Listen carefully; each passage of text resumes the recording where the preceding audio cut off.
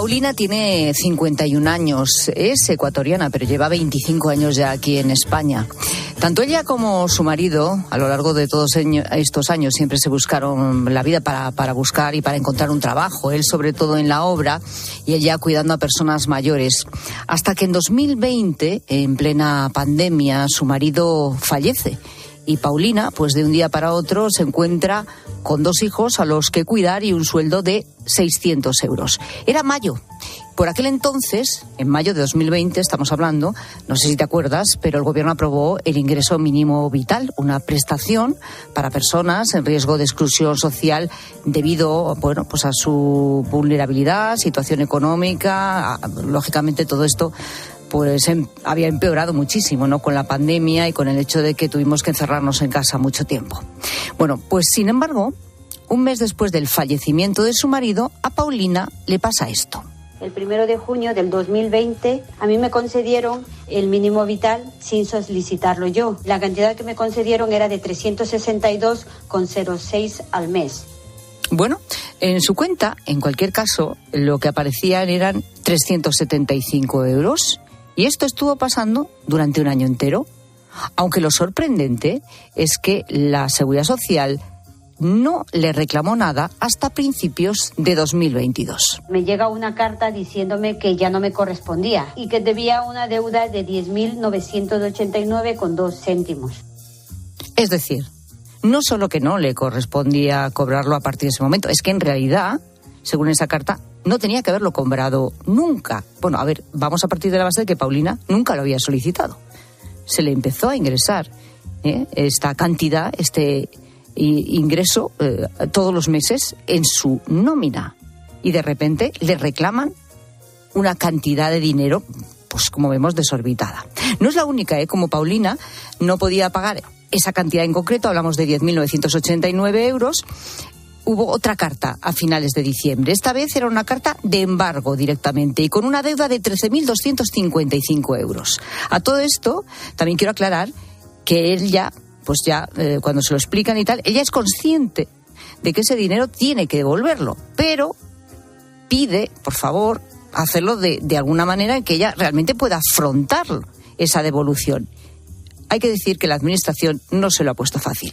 Si tengo que devolver ese dinero, lo acepto, pero que las cosas tampoco debería ser así, porque no puedo devolver la misma cantidad que me la dieron, aparte de que no contestan a ninguna llamada, que yo de 1000 maneras he buscado por arreglar esta situación y yo no he recibido nada a cambio.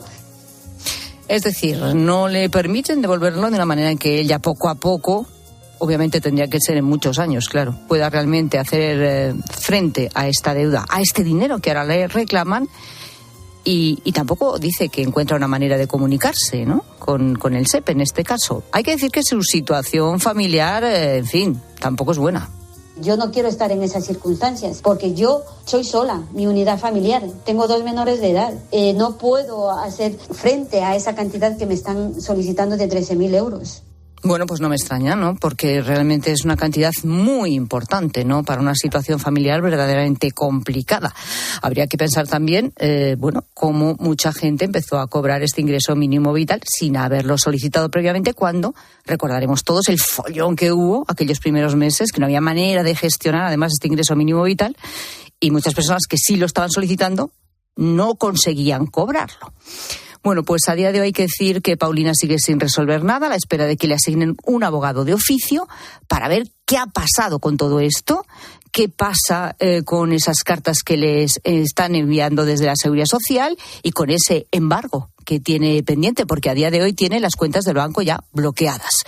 Bueno, como cada viernes a esta hora cuento con la mirada de Daniel Gascón, es escritor, es columnista. Hola Daniel, ¿cómo estás? Buenas tardes. Hola, buenas tardes. La verdad es que la gestión del ingreso mínimo vital, yo no sé, la voluntad era buena, además era un momento realmente tremendo, ¿no? Estábamos en plena pandemia, recordemos, nos pasamos encerrados en casa mucho tiempo. La situación de muchas personas se complicó, ya si ya tenían una situación difícil, ya fue extremadamente difícil y bueno, se habilitó este ingreso mínimo vital, pero desde el primer momento se vio que la gestión era desastrosa. Sí, había como un componente que es muy difícil y que a veces es complicado encontrar a la gente que necesita esas ayudas, ¿no? Y y luego seguramente también una gestión que era muy mejorable, pero en una medida que, como dices, pues era positiva y además tenía algo de avance, ¿no? Porque eran esas cosas que se llevaba un tiempo especulando con ellas. Es verdad que había algunas comunidades autónomas que habían hablado, lo tenían, pero que de repente fue como una esperanza. Y luego en este caso concreto, pues es como el efecto contrario, ¿no? Porque en vez de ayudar a alguien, lo que hace es colocarle en un problema mucho peor, ¿no? O sea,